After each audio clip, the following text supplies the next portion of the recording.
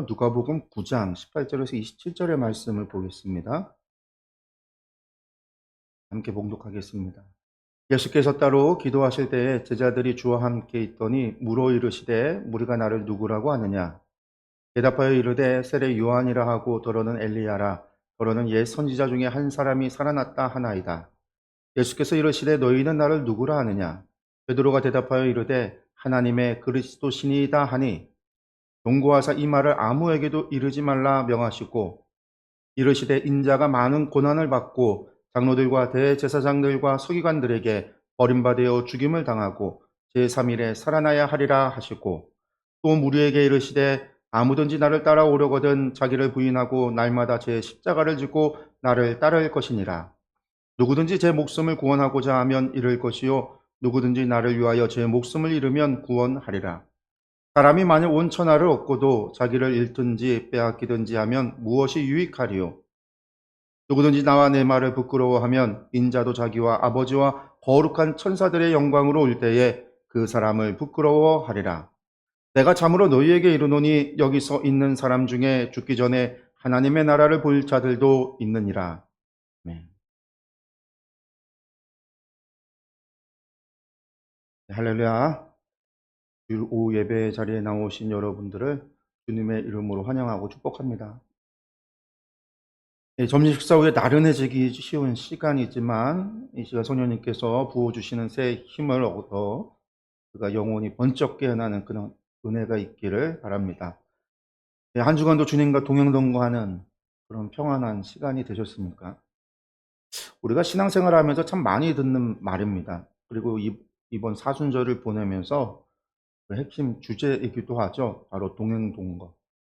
주님과 함께 걷고 주님과 함께 산다라는 뜻입니다. 근데 여러분, 누군가와 함께 산다라는 거 정말 말처럼 쉬운 일일까요? 쉽지가 않죠. 결혼해서 부부가 한 집에 사는 것만 해도요, 생각만 해도 그렇습니다. 30년 가까이 서로 다른 환경에서 살던 두 사람이 만나서 한 집에 살게 되면요, 처음에는요, 사랑해서 좋지만 치열한 주도권 싸움이 시작이 되죠.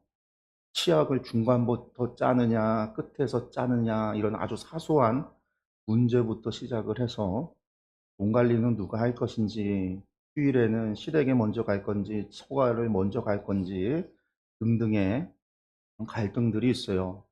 모든 영역에서 내 뜻과 배우자의 뜻이 부딪힙니다. 그런 진정한 동거가 이루어지려면요, 반드시 누군가는요, 양보해야 하고요, 내 고집을 꺾어야만 평화로운 가정이 유지가 됩니다. 이것은 하나님과 우리의 관계에서도 마찬가지예요.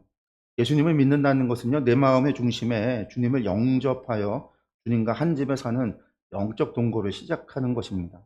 그런데 신앙생활을 하면서도 늘 마음이 무겁고 갈등이 끊이지 않고 때로는 신앙생활 자체가 피곤하게 느껴지는 이유가 무엇일까요?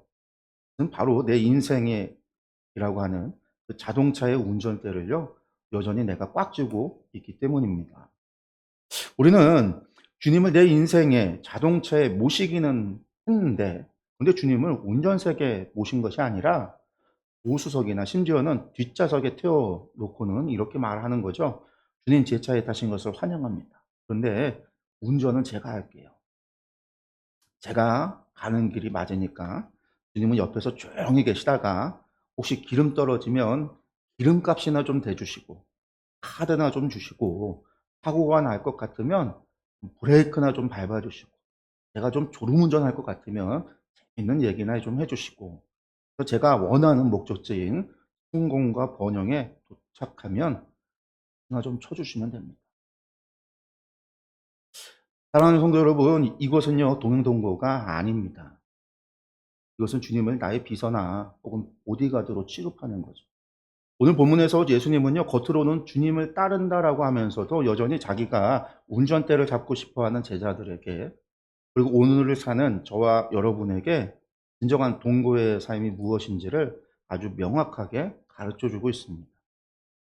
오늘 본문의 배경을 먼저 이해할 필요가 있어요. 본문 바로 앞에는요, 그 유명한 오병이어의 기적이 나옵니다.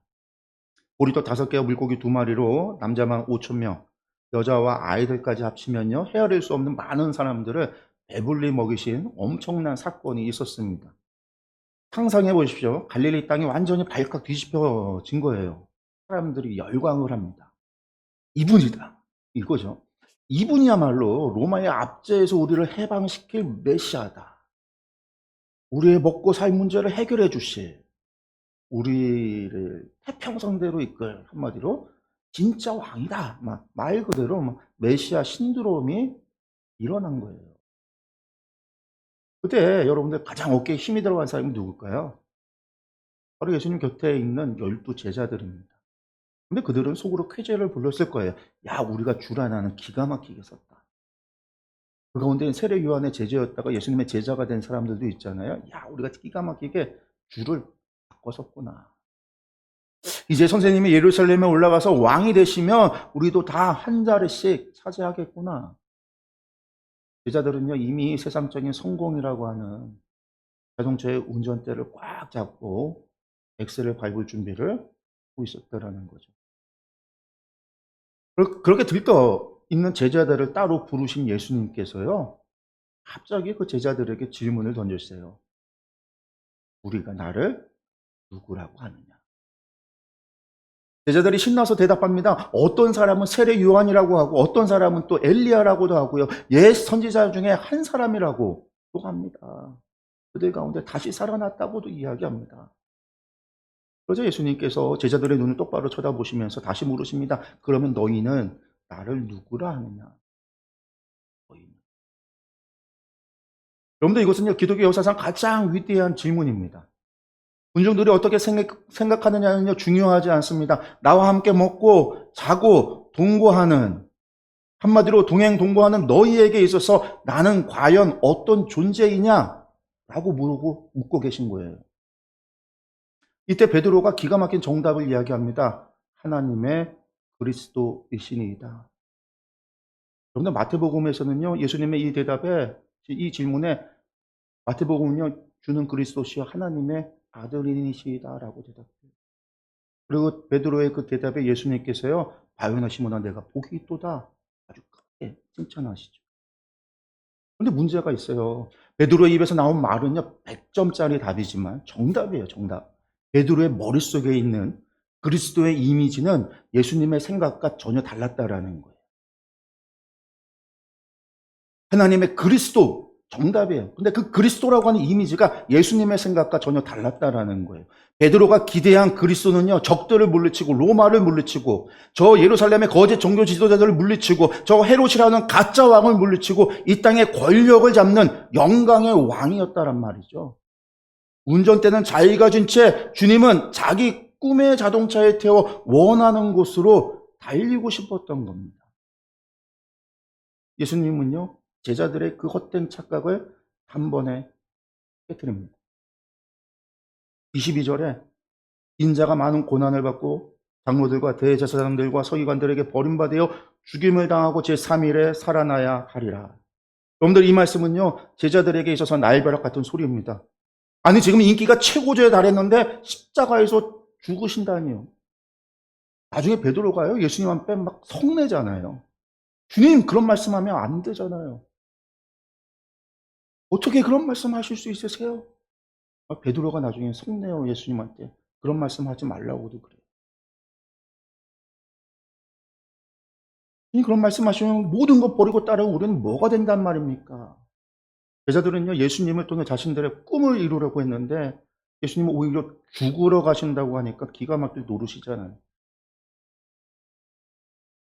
여러분, 여기서 잠깐 예수님의 마음을 떠올려 보면요, 십자가의 고난을 앞두고 예수님의 마음은 얼마나 외로우셨을까요?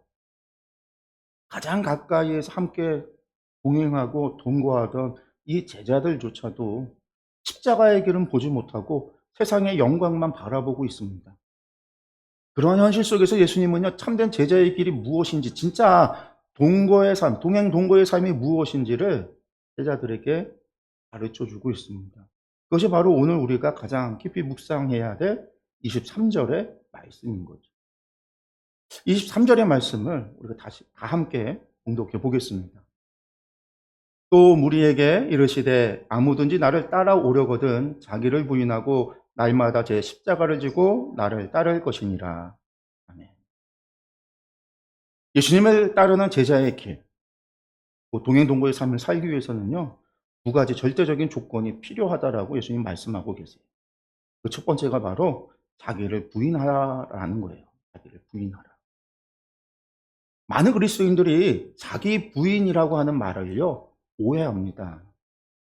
자기를 부인하라라고 하니깐요, 내 존재 자체를 쓸모없는 존재로 취급하거나 나를 학대하거나 금욕적으로 사는 것으로 생각을 해요.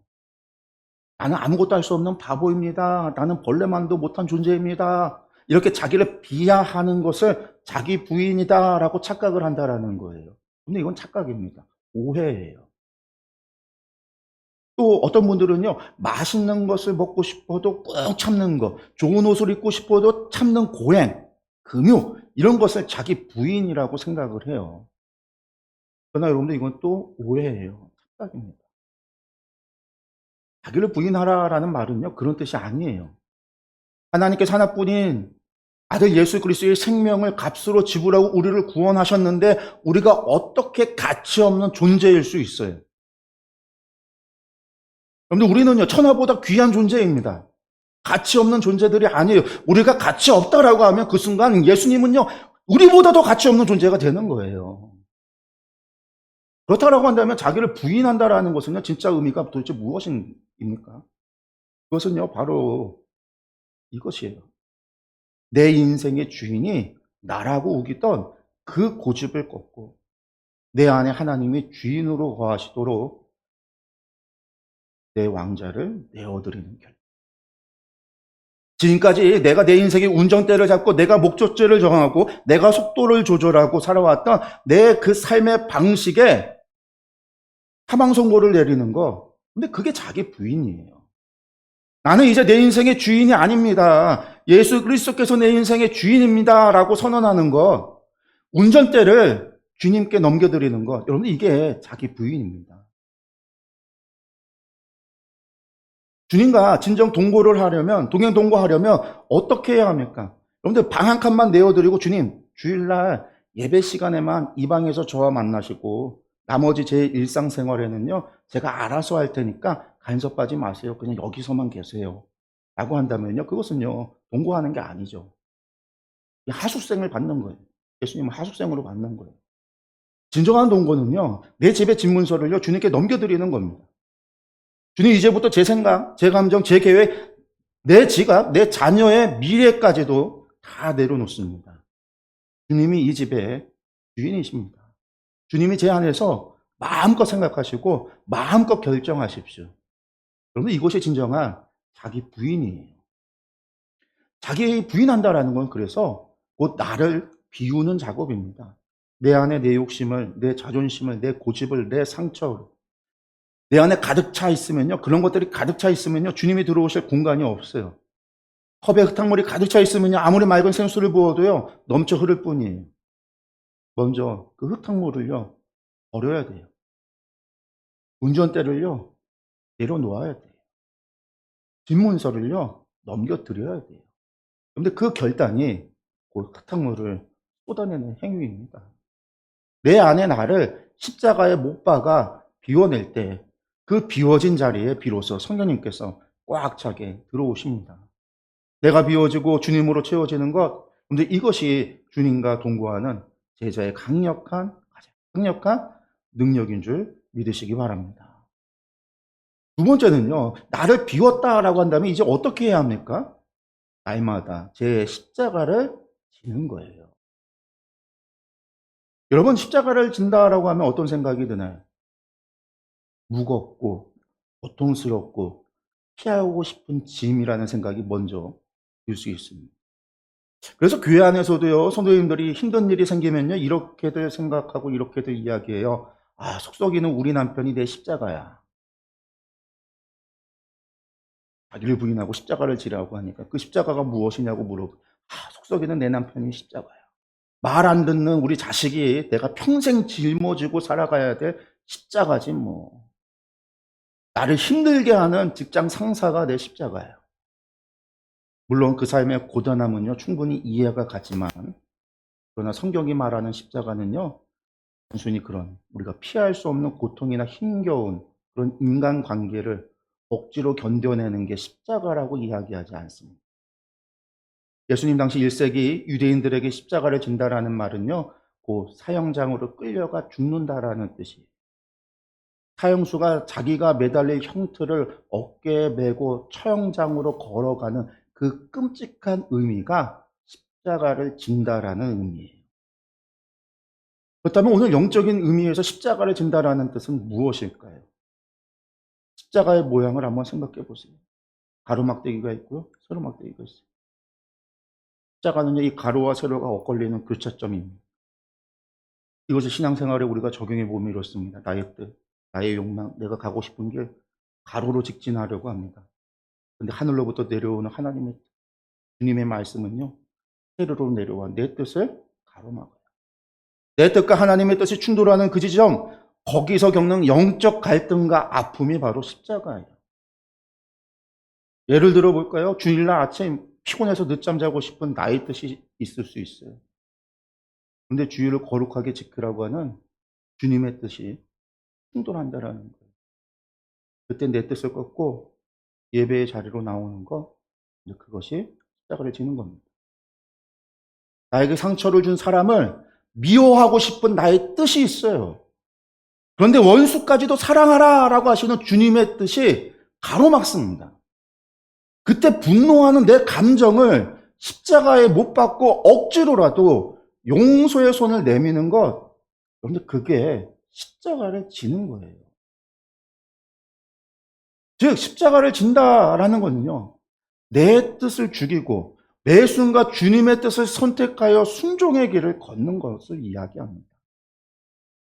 겉보기에는요, 내 것을 포기하는 것 같아 손해보는 것 같지만, 사실 이 길이야말로 주님과 가장 가까이 밀착하여 걷는 가장 영광스러운 동행의 길입니다. 근데 예수님은요, 그냥 그 십자가를요, 그냥 지라고 이야기하지 않고요, 날마다 지라고 하셨어요. 날마다. 왜 날마다 할까요? 어제 십자가를 졌다고 해서, 어제 내 자아를 죽였다고 해서 오늘 저절로 되는 것이, 오늘 그냥 저절로 또 되는 것이 아니기 때문이에요. 우리 자아는요, 참 질겨요. 어제 십자가에 못 박아놨는데요, 오늘 아침 눈 뜨면요, 오늘 또 살아나요. 또 내 인생의 운전대를 잡으려고 해요. 또 주인의 자리에 올라앉으려고 해요. 조금만 우리가 방심하면요, 내 혈기가 살아나고요, 내 교만이 살아나고요, 내 욕심이 다시 고개를 들어요. 그래서 사도 바울조차 고린도전서 15장 31절에서 나는 날마다 죽노라 이렇게 고백을 한 거예요. 그러니까 자기 부인은요, 딱 한 번의 결단으로 끝나는 게 아닙니다. 매일 아침 눈을 뜰 때마다 다시 운전대를 주님께 넘겨드리는 거. 매 순간 주님, 오늘도 내 뜻이 아니라 주님의 뜻대로 살겠습니다라고 엎드리는 거. 그런데 그것이 날마다 십자가를 지는 동거의 삶입니다.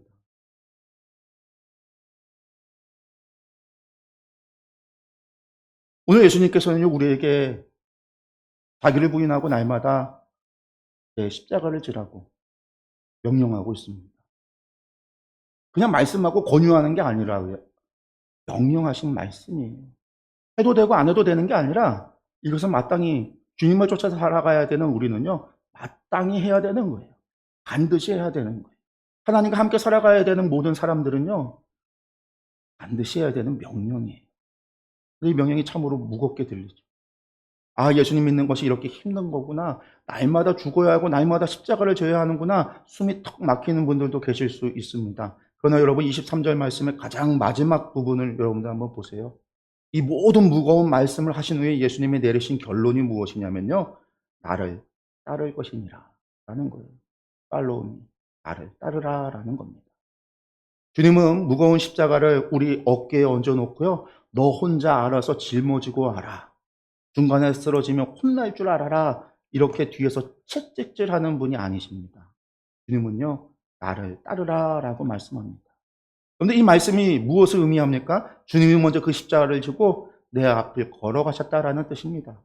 나를 살리려고 나의 죄짐을 대신 지고 골고다 언덕을 오르시면서 먼저 피 흘려 길을 내어 주셨습니다. 그리고 부활하신 지금 주님은 내 곁에 찾아오셔서 나와 함께 동행하고 계십니다. 나의 동거자가 되어주십니다. 또 마태복음 11장 29절에서 주님은 말씀합니다. 나는 마음이 온유하고 겸손하니 나의 멍에를 메고 내게 배우라. 당시 이스라엘의 멍에는요, 어미소하고 새끼소가 함께 매는 쌍멍에였어요. 쌍멍에. 우리나라 소는 소 하나가 하나 혼자 매는 멍에지만 이스라엘은요, 어미소하고 새끼소가 같이 매는 쌍멍에였다라는. 주님이 내 옆에서 그 무거운 십자가의 멍에를 함께 메어준다라는 거예요. 멍에 맨다라는 얘기가 너 혼자 매라는 얘기가 아니라 같이 매고 함께 매고 함께 메고 가겠다라는 이야기예요. 내 보폭에 맞추어서 걸어주신다라는 뜻이에요. 그리고 생각해 보세요. 아까 서로에서 말씀드린 자동차로 한번 우리가 돌아가 보겠습니다. 운전대를 주님께 드리면은요, 내가 운전 실력이 없어서 낭패를 보는 게 아닙니다. 세상에서 가장 완벽한 분이 운전대를 잡으시는 거예요. 목적지를 가장 잘하는 분이 언제 속도를 낼지, 언제 세울지 완벽하게 아는 분이 운전하시는 그 차에 내가 편안히 동행하는 겁니다. 그것이 바로 동행하고 동거하는 삶이에요. 그러므로 사랑하는 성도 여러분, 내가 완전히 비워지고 내 안에 그리스도께서 사시게 되면 십자가는 더 이상 나를 짓누르는 무거운 형틀이 아닙니다. 십자가는 나를 살리는 생명의 나무가 되고 주님과 내가 하나로 연합되었다는 가장 영광스러운 표시가 됩니다. 오늘 사순절 5번째 주일을 보내며 이 오후 예배의 자리에 나오신 성도 여러분께 묻고 싶습니다. 여러분 지금도 여전히 내 인생의 운전대를 꽉 붙잡고 계십니까? 아니면 그 운전대를 주님께 기꺼이 내어드리셨습니까? 지고 가는 십자가를 원망스러운 짐으로 여기고 계시지는 않습니까? 아니면 나를 사랑하사 앞서가신 주님과 동행하는 영광스러운 연합의 표시로 여기고 있습니까? 오늘 이 시간 내 고집으로 가득 차 있던 교만을 십자가 앞에 온전히 못 박기를 원합니다. 마음의 왕자에서 미련 없이 내려오십시오. 나를 텅 비워내고 그 빈자리에 성령님을 우리 구주 예수 그리스도를 모셔드리십시오. 이제는 내가 사는 것이 아니요 오직 내 안에 그리스도께서 사시는 그 놀라운 자유함을 누리며 날마다 주님과 발맞추어 십자가의 길을 기쁨으로 동행하는 우리 충주터교회 모든 성도 여러분들이 되시기를 주님의 이름으로 간절히 축원합니다.